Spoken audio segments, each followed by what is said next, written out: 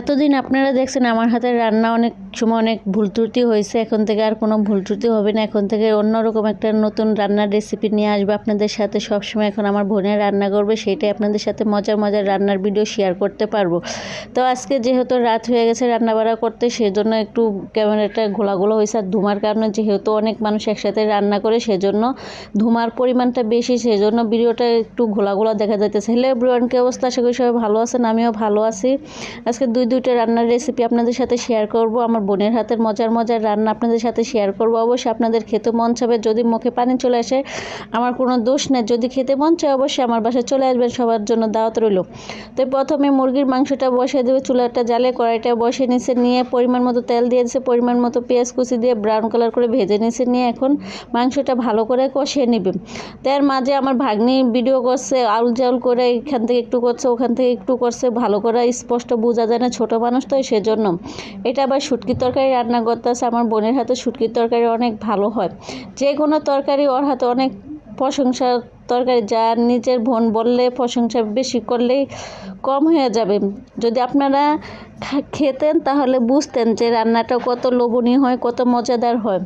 তো শুটকিটা ভালো করে গরম পানিতে ধুয়ে নিচে নিয়ে এখন পেঁয়াজটা ভালো করে ভেজে নিচে নিয়ে এখন শুটকিগুলো ভালো করে তেলের মধ্যে ভেজে নিচে নিয়ে হলুদ পরিমাণ মতো, মরিচ পরিমাণ মতো, কাঁচামরিচ পরিমাণ মতো দিয়ে এখন শুটকিটা ভালো করে কষে নেবে। পরিমাণ মতো মরিচের গুঁড়া দিয়ে দিছে।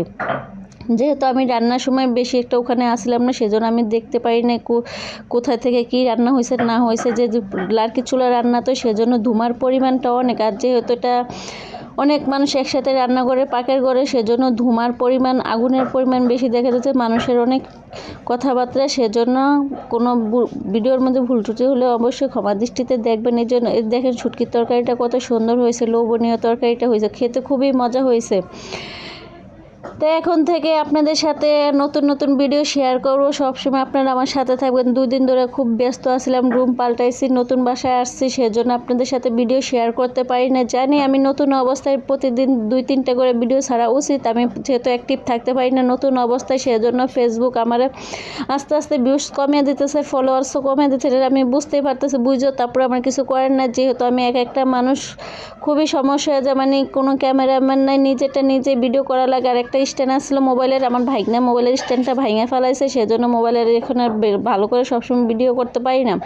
ও একদিন আমাদের বাসায় গেছে, যে টিকটক করতে দেয় মোবাইলের স্ট্যান্ডটা ভেঙে ফেলেছে, সেজন্য এখন আর ভালো করে কোনো কিছু করা হয় না। রাত্রে যেহেতু রান্না বাড়া চলতেছে, সেজন্য ওই যে দেখেন কতগুলো চুলা, কতগুলো রান্না চলতেছে। সবাই একসাথে রান্না করার মজাই আলাদা, সবাই একসাথে বসে বসে গল্প করে রান্না করে করতে করতে কোন ফাঁকে যে রান্না হয়ে যায় কেউ কখনো বুঝতেই পারে না।